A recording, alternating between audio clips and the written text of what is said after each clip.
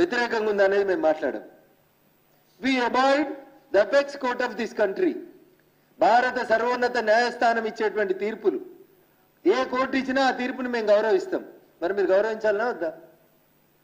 ముస్లింలకు అనుకూలంగా వచ్చిన కేసు అయితే ఒక జడ్జిమెంటు, లేదా మెజారిటీ ప్రజలైనటువంటి హిందువులకు వచ్చినటువంటి జడ్జిమెంట్లను మాత్రమే మీరు వ్యతిరేకిస్తామంటే మీ వక్ర బుద్ధిని ప్రజల ముందు ఉంచాలని చెప్పి మేము అనుకుంటున్నాం. ఇంకొకటి జరిగింది, భారతదేశం ఇంకొక మేజర్ ఇష్యూ జరిగింది, రామసేతు. సుబ్రహ్మణ్య స్వామి గారు సుప్రీంకోర్టులో నాలాగపోయి ఆ రోజు ఆర్గ్యుమెంట్ చేయకపోతే రామసేతును బ్లాస్ట్ చేస్తామని కూర్చుంది అప్పుడు ఉన్నటువంటి యూపీఏ ప్రభుత్వం శ్రీమతి సోనియా గాంధీ గారి నాయకత్వంలో. వారి భాగస్వామిగా అప్పుడు ఉన్నటువంటి డిఎంకే ఎన్ని మాటలు మాట్లాడిందో ఈ దేశ ప్రజల ముందు ఉన్నటువంటి అంశం. అందుకని వీఆర్ నాట్ ఎగ్జాగరేటింగ్. మీరు బిల్కిస్ బానో కేసు గురించి మాట్లాడితే అయోధ్యలో కరసేవకుల పంచాయతీ మాట్లాడదాం, గోద్రా రైలు కేసు గురించి మాట్లాడదాం. ఇంకా మీకు చేతనవుతుందంటే 1947 ఈ దేశానికి స్వతంత్రం వచ్చిన నాటి నుంచి ఎవరెవరి మీద ఎక్కడెక్కడ రేపులు జరిగినాయో మాట్లాడుకుందాం. కేటీఆర్ ఢిల్లీ బోత్ దూరే జరిగింది. ఆదిలాబాద్ లో టేకుల లక్ష్మి అని ఒక దళిత యువతి మీద జరిగింది, రేప్ కేసే కదా. బిల్కిస్ బానో మీద జరిగింది కూడా రేప్ కేసు అనే మాట్లాడుతున్నారు కదా మీరు. ఢిల్లీ చాలా దూరం ఉంది రామన్న. కవితక్క గీన్నే నీ పార్లమెంట్ పక్కనే, నిజామాబాద్ పక్కనే ఉంటుంది ఆదిలాబాద్. టేకులపల్లి లక్ష్మి అనేటువంటి దళిత యువతి మీద రేపు జరిగి మర్డర్ జరిగితే మీ నోర్లు ఎందుకు మూతపడ్డాయి? దళితుల గురించి మాట్లాడరా? తెలంగాణ మహిళల గురించి మాట్లాడరా? తెలంగాణలో మహిళల మీద అన్యాయం జరిగితే మా చెల్లె మాట్లాడేందుకు నోరు రాదా?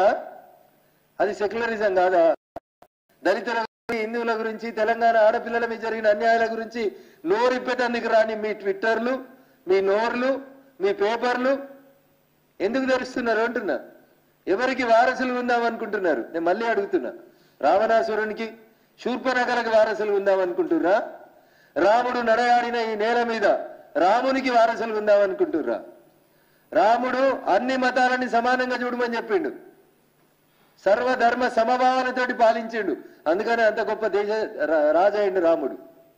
మీరేం చేస్తున్నారు? మీరు ఎందుకు మాట్లాడుతున్నారు? ఒక దాంట్లో ఒకటి, ఇంకొక దాంట్లో ఇంకొకటి ఎట్లా మాట్లాడతారు మీరు?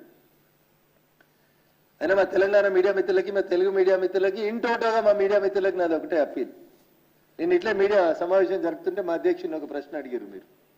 బీజేపీ బీఆర్ఎస్ అన్నట కదా, రేపు పార్లమెంట్లో కూడా కలిసి పోటీ చేస్తారట కదా. నేను ఒక లాజిక్ మీ ముందు ఉంచదలుచుకున్నాను. నేను నిన్న రాహుల్ గాంధీ మాట్లాడిన కొద్దిసేపటికి రామారావు గారు మాట్లాడతారు, రామారావు గారు మాట్లాడిన కొద్దిసేపటికి కవితమ్మ మాట్లాడుతుంది.